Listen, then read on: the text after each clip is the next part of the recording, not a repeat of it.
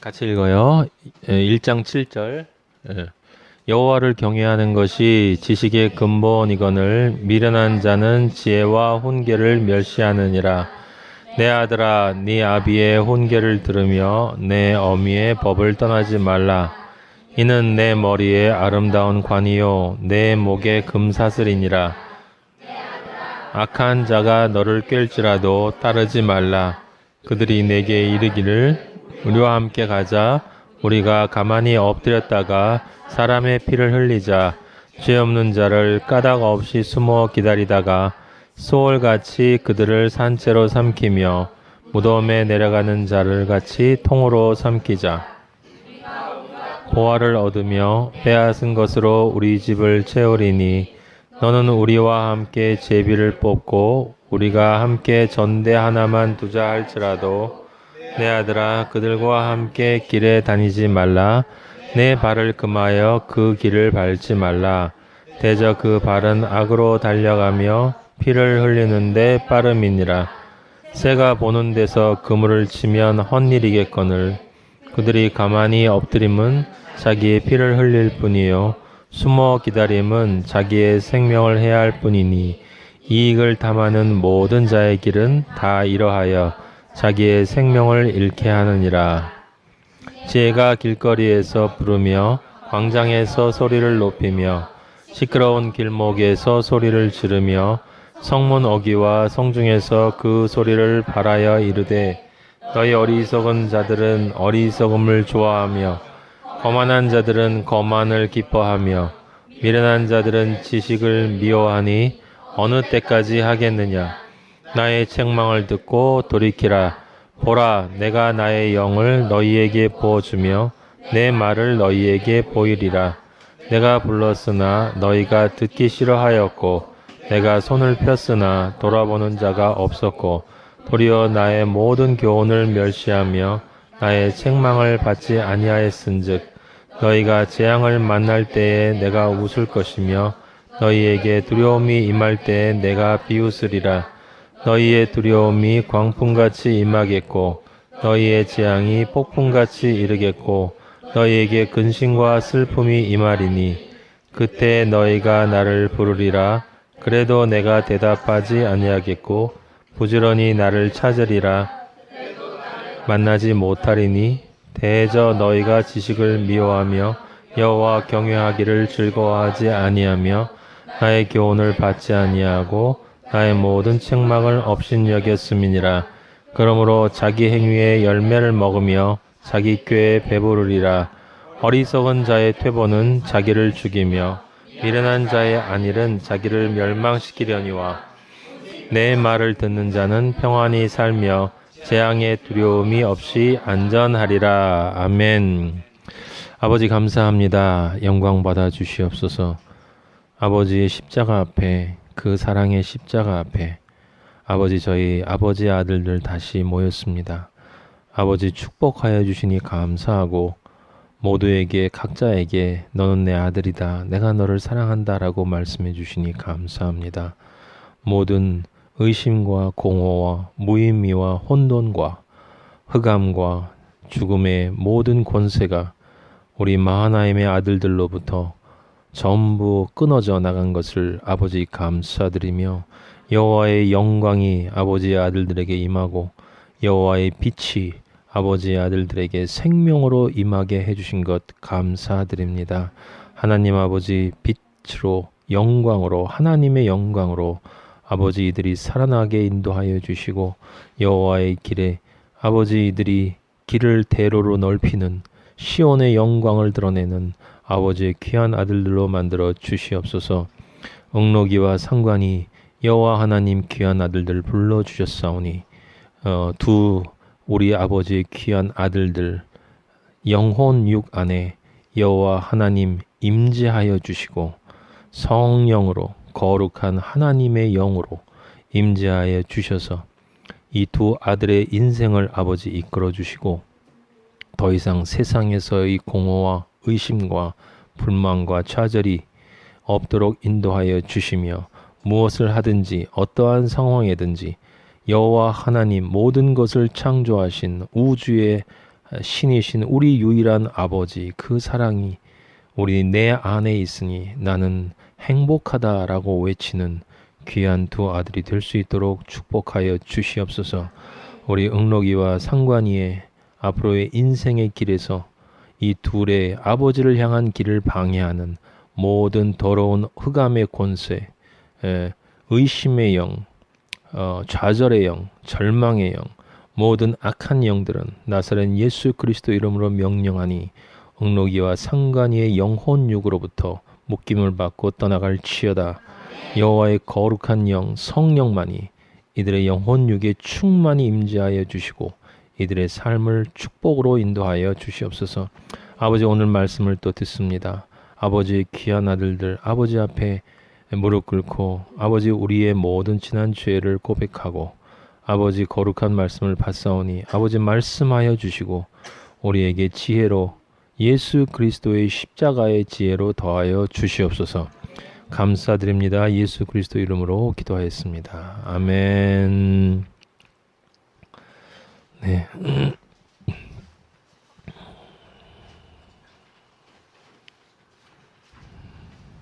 자, 오늘은 7절부터 33절까지 아버지의 말씀을 한번 같이 보도록 하겠습니다. 제목은 그 경외가 주는 은혜입니다. 경외가 주는 은혜, 경외의 은혜. 저번 주에 여러분에게 그 성경에 나오는 시가서 5편, 그 5편이 우리 하나님 아버지의 속성을 나타낸다라고 이야기를 했고, 그 속성은 5가지로 전능, 욥기, 그 다음에 전선, 시편, 전지, 잠언, 전의, 전도서, 그리고 전애, 아가서, 그렇게 5개의 시가서가 하나님, 우리를 향한 하나님의 그 정체성, 하나님의 특성, 그것을 드러내준다라는 이야기를 드렸습니다. 그래서 우리가 다루고 있는 이 잠언은 찌르는 말이다.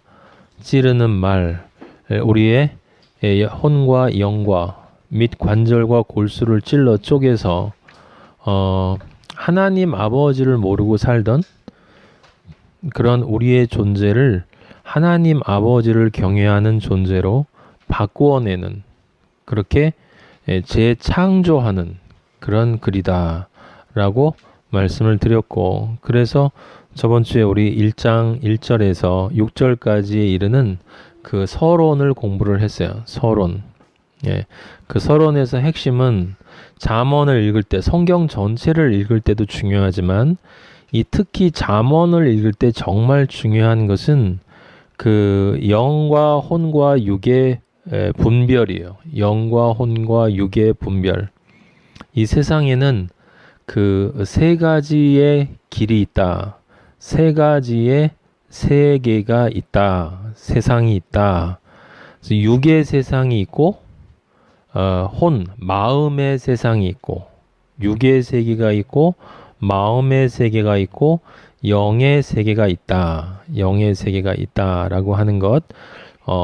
육의 세계는 선악과의 본능에 따라서 움직이는 세계이고, 영은 하나님의 영이거나, 하나님은 영이시니, 그래서 하나님의 영이거나, 또는 하나님의 영의 대적자인 어둠의 영, 증오의 영인 사탄의 영, 그 영과 연합되어져 있는 세계예요. 그래서 둘 중에 하나에게 인간의 영은 연합되어져 있다.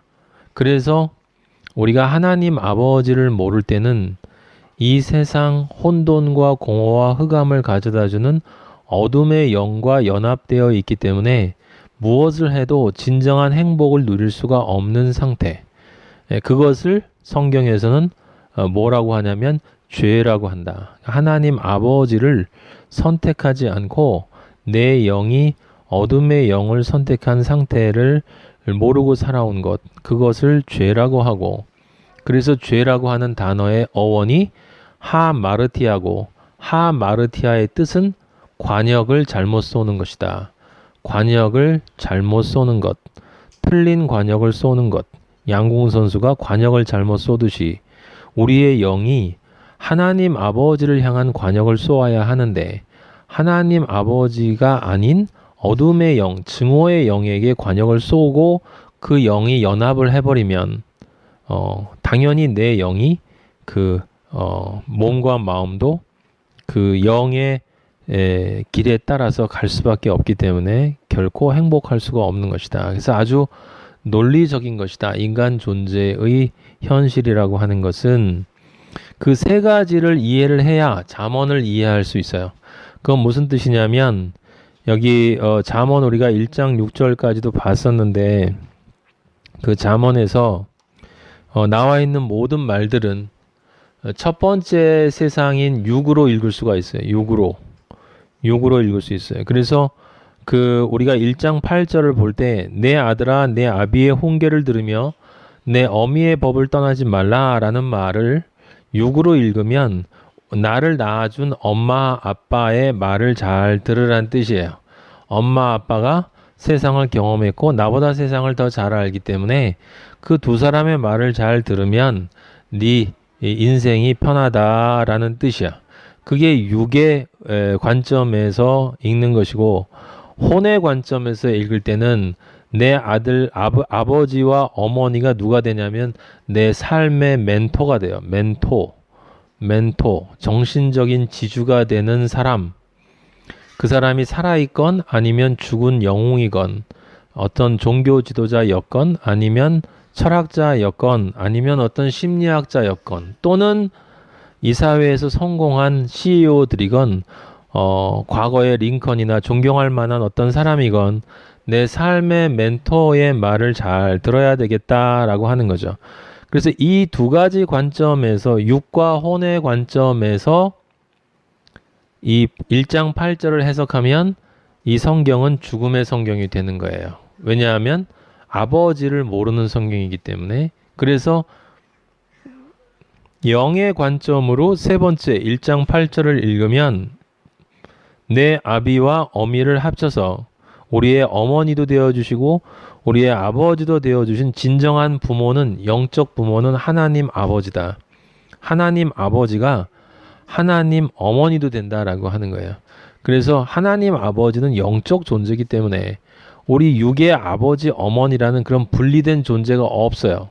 이 이단 중에는 어머니 하나님을 섬기는 이단이 있어요. 그건 이 세상적인 관점으로 성경을 끌어내린 것이기 때문에 100% 이단인데 하나님은 영이시기 때문에 아버지 어머니가 없습니다. 하지만 우리의 영적인 길을 마치 육의 아버지와 어머니가 이 사랑과 품어주는 것으로 이끌어 주시는 것처럼 그것과는 차원이 다르게 완전하게 우리의 삶을 이끄셔서 어디까지 이끌어 주느냐? 아버지의 아들이 되어서 아버지와 영원히 사는 그 행복한 삶까지 이끌어 주시기 때문에 그게 바로 진정한 부모예요. 진짜 부모는 내 존재의 시작부터 끝까지 완전하게 나를 이끌어 줄 수 있는 존재가 나의 진짜 부모다. 그래서 1장 8절에 나와 있는 제가 전에 말씀드린 것처럼 여기 아비의 훈계와 어미의 법은 바로 하나님 아버지, 우리 하나님 아버지가 말씀하신 그 첫째 계명, 그게 법이고 첫째 계명이 뭐였어요? 네 마음과 뜻과 목숨을 다해서 하나님 아버지를 사랑하고 네 이웃을 네 몸과 같이 사랑하라라는 그 십자가의 사랑. 그것이 하나님 아버지의 법이에요. 법. 그리고 그 법을 기초로 내 삶의 구체적인 상황에서 만들어지는 그 행위의 규칙들이 바로 훈계예요. 훈계. 그래서 이 법은 이 영적인 측면과 관련된 것이기 때문에 구체적으로 행위에 관련된 건 훈계. 그래서 법과 그 다음에 명철, 그 법 지혜와 훈계라고 하는 것과 또 하나 마음에 명철하게 만드는 그러한 그 하나님의 진리를 따라서 살아야만 한다. 영과 혼과 육에 해당되는 그 똑같은 것이 이 하나님의 길에도 있다라고 저번 주에 말씀을 드렸어요. 그래서 잠언을 읽을 때는 절대로 반드시 그 세 가지 세계 중에서 영의 세계로 이 성경을 이해해야 한다. 사실은 성경 전체가 그래요. 성경 전체가 그런데 다른 성경들은 그래도 육으로 읽어도 대충 말이 되지만 이 잠언은 육으로 읽으면 완전히 그 세상 살아가는 그냥 기술에 불과한 책이 돼버립니다. 그래서 그렇게 읽으면 안 된다라고 말씀을 드렸어요.